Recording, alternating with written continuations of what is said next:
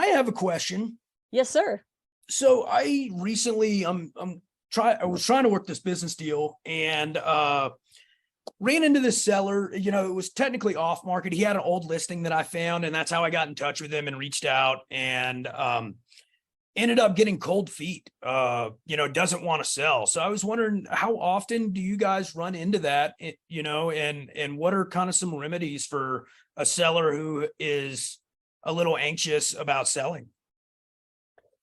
Yeah, so that's a great question, Miles. And I can tell you that generally, one of the questions that we try and ask to qualify sellers up front is, what are you going to do next? What are you going to do if you're not coming into your business every day? Because if they don't know, they're not ready to sell. And if they don't have a plan B or have something else they're looking forward to doing, then that's exactly what's going to happen. They're going to get down to the closing table and blow up their own deal because they can't imagine not coming into the office. That office or that store or that farm or whatever it is that they do, factory floor, shop floor, that is part of their identity, right? For many of these guys, they've built these businesses over 30, 40 years. So that's part of their identity. And they don't know who they are without it. And so you've got this big piece of them that if they go ahead and sell the business and follow through on that transaction, they're losing a big piece of themselves. So they have to have something to fill that in with. They have to know what they're going to do next. And there's a great company out there called Halftime.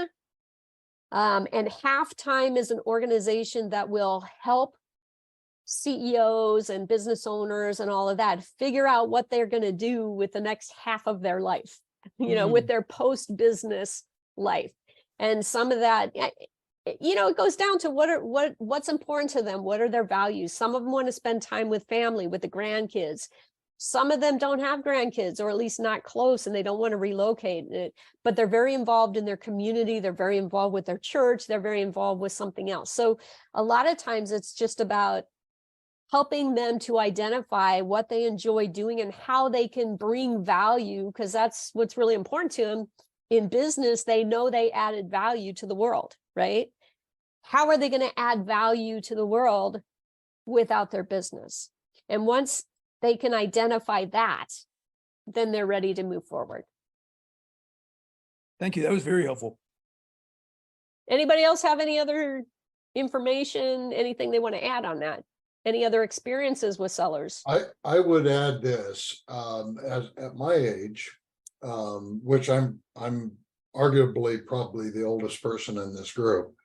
I had to start another thing. I had to get into something else because I'm not the retiring kind.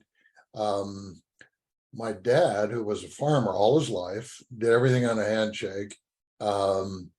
Have the same genes he does, I guess, but the thing that happened to him when the guy that he shook hands with 30 years before on the farm was working on the farm, and my dad now is getting to be in his, well, he's dead, but I'm talking about when this happened, he was in his late 80s, and he was like, what do I do?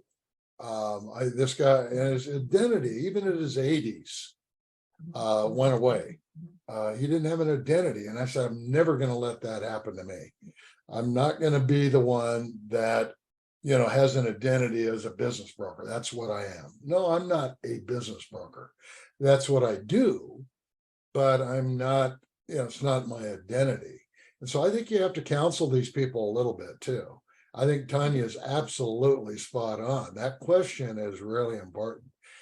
Why are you selling? They have to answer that one first for me. Why? Why are you selling? Well, if they say something like, because I want to find out the value of my business. No, you can do that with somebody else in their time, not interested in helping. But if they got a good reason, there's a divorce going, there's a sickness, they can't take it to the next level, just a plethora of reasons for there. And then you ask that other question that Tanya, I think, is a great question is, well, what are you going to do with the next 2 years of your remaining life? And if it's that late in life, maybe they're just so tired they don't know what to do. The legacy question is really, really important.